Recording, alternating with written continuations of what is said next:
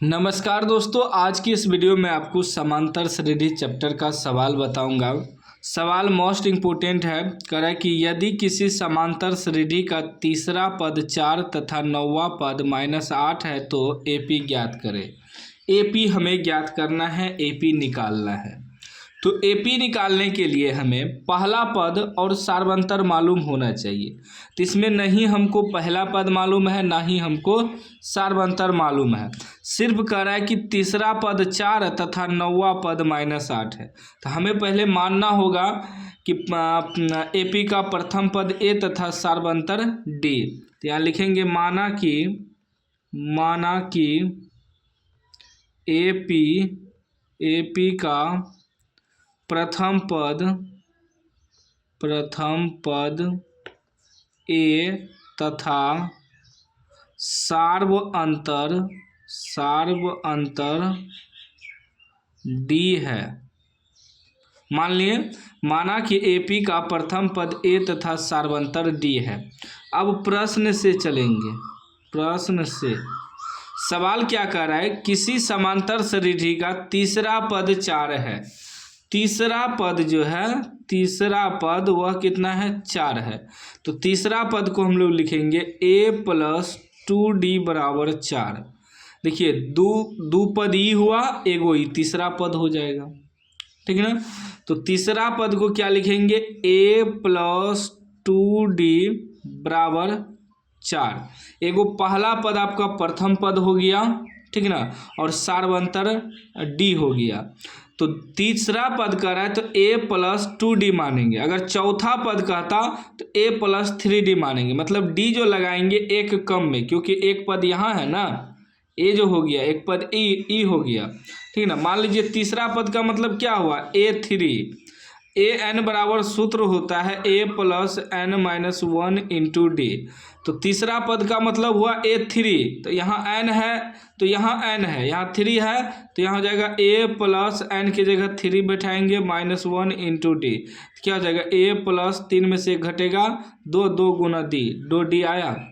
मतलब हमेशा एक कम करके d आएगा, ठीक है ना। अगर यहाँ दे दे पाँचवां पद, तो पाँचवां रहेगा तो इसको मानेंगे a + 4d, क्योंकि यहाँ एक घट जाता है ना, ठीक। तो ये हमारा हो गया a + 2d = 4 हो गया समीकरण 1। फिर कह रहे हैं 9वां पद -8 है। 9वां पद मतलब a + 8d कितना है, -8 है। ये हो गया समीकरण 2, ठीक। 9वां पद हम समझा भी देते हैं। an बराबर सूत्र होता है a + n - 1 × d। 9वां पद मतलब a9 निकालना है, तो a + n की जगह 9 रखेंगे -1 × d। क्या हो जाएगा, a + 9 में से घटेगा 8 × d, 8d आया। सेम वही आया ना, a + 8d। मतलब 9वां पद 10वां पद रहेगा तो a + 9d मानेंगे। 20वां पद रहेगा तो a + 19d मानेंगे, क्योंकि एक पद a हो जाता है, ठीक है ना। अभी देखिए 2 समीकरण बन गया। हमें प्रथम पद चाहिए और सार्वंतर d चाहिए। तो कि विलोपन विधि से या तो a को कटाएंगे या तो d को कटाएंगे। दोनों में से किसी एक को कटाना है विलोपन विधि से। तो हम क्या करेंगे, a को कटा देते हैं। लिखेंगे समीकरण 1, घटा करना पड़ेगा क्योंकि दोनों समीकरण प्लसे में है। समीकरण 2, ठीक है ना। a + 2d = 4, a + 8d = -8।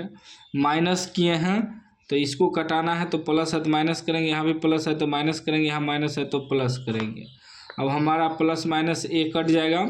अभी माइनस में 8 हो गया, 6 में से 2 में से 8 घटेगा तो -6d बराबर ई प्लस हो गया। अब 8 × 4 = 12, 2 से कटा 6 दूनी 12 और d बराबर कितना हो जाएगा, ये माइनस उधर चल जाएगा -2।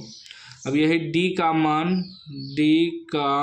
मान समीकरण 1 में रखने पर, समीकरण 1 है a + 2d = 4, a + 2d = 4, a + 2d कितना निकला है, -2 निकला है, बराबर 4।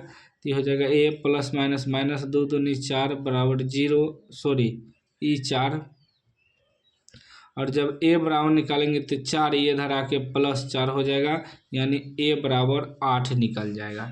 ठीक ना, ए बराबर कितना निकला है 8, और हमें डी बराबर कितना निकला है -2। हमें ए पी निकालना है, तो ए पी, तो ए पी का पहला पद तो हमारा 8 हो गया, फिर दूसरा पद निकालना है, फिर डी को जोड़ते जाएंगे, 8 जोड़ 2 करेंगे, कितना आएगा 8 जोड़ -2 करेंगे तो ये तो घटिए जाएगा, 6 आ जाएगा। तो दूसरा पद हमारा 6 आ गया, कम से कम 4 को निकालना है।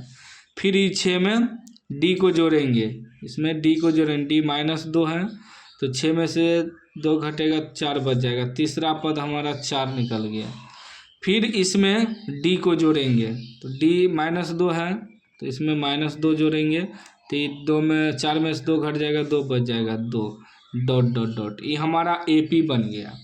अभी घटते क्रम में इसलिए बन गया क्योंकि माइनस में था ना, ए में डी को जोड़ते हैं लेकिन यहाँ चिन्ह माइनस था इसीलिए माइनस हो रहा है। ठीक ना, वही प्लस रहता तो 8 2 10 होता, 10 12 14 16 18 इस प्रकार निकलता, 2 2 का अंतराल में। तो ये हमारा ए पी निकल गया, आंसर निकल गया। ठीक ना, तो उम्मीद है आप समझ गए होंगे। समझ गए हैं तो लाइक कर दीजिए, चैनल को सब्सक्राइब कर दीजिए और घंटी को दबा के ऑल कर दीजिए।